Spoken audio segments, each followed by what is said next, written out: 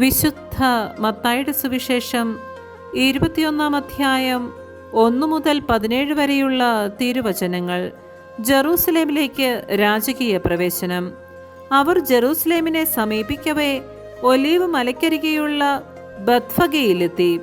അപ്പോൾ യേശു തൻ്റെ 2 ശിഷ്യന്മാരെ ഇപ്രകാരം നിർദ്ദേശിച്ചയച്ചു: എതിരെ കാണുന്ന ഗ്രാമത്തിലേക്ക് പോവുകിൻ.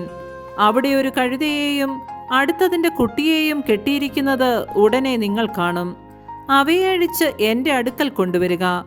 ആരെങ്കിലും നിങ്ങളോട് എന്തെങ്കിലും ചോദിച്ചാൽ കർത്താവിന് അവയെക്കൊണ്ട് ആവശ്യമുണ്ടെന്ന് പറയുക.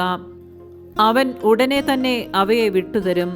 പ്രവാചകൻ വഴി പറയപ്പെട്ട വചനം പൂർത്തിയാകാനാണ് ഇത് സംഭവിച്ചത്.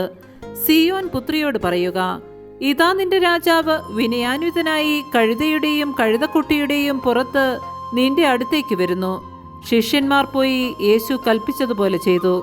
അവർ കഴുതയെയും കഴുതക്കുട്ടിയെയും കൊണ്ടുവന്ന് അവയുടെ മേൽ വസ്ത്രങ്ങൾ വിരിച്ചു. അവൻ കയറിയിരുന്നു. ജനക്കൂട്ടത്തിൽ വളരെ പേർ വഴിയിൽ തങ്ങളുടെ വസ്ത്രങ്ങൾ വിരിച്ചു. മറ്റു ചിലരാകട്ടെ വൃക്ഷങ്ങളിൽ നിന്ന് ചില്ലകൾ മുറിച്ച് വഴിയിൽ നിരത്തി.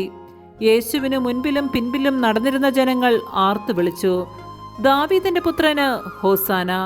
കർത്താവിന്റെ നാമത്തിൽ വരുന്നവൻ അനുഗ്രഹീതൻ! ഉന്നതങ്ങളിൽ ഹോസാന! അവൻ ജെറൂസലേമിലേക്ക് പ്രവേശിച്ചപ്പോൾ നഗരം മുഴുവൻ ഇളകിവശായി ആരാണിവനെന്ന് ചോദിച്ചു.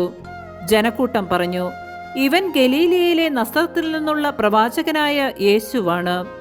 യേശു ദേവാലയത്തിൽ പ്രവേശിച്ച് അവിടെ ക്രയവിക്രയം ചെയ്തുകൊണ്ടിരുന്നവരെയെല്ലാം പുറത്താക്കി. നാണയമാറ്റക്കാരുടെ മേശകളും പ്രാവു വിൽപ്പനക്കാരുടെ ഇരിപ്പിടങ്ങളും അവൻ തട്ടിമറിച്ചിട്ടു. അവൻ അവരോട് പറഞ്ഞു: എൻ്റെ ഭവനം പ്രാർത്ഥനാലയമെന്ന് വിളിക്കപ്പെടുമെന്ന് എഴുതപ്പെട്ടിരിക്കുന്നു. നിങ്ങളോ അത് കവർച്ചക്കാരുടെ ഗുഹയാക്കുന്നു.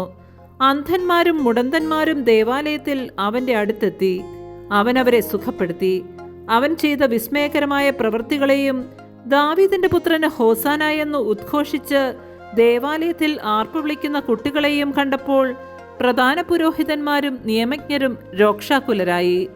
അവർ അവനോട് പറഞ്ഞു: ഇവരെന്താണ് പറയുന്നതെന്ന് നീ കേൾക്കുന്നില്ലേ?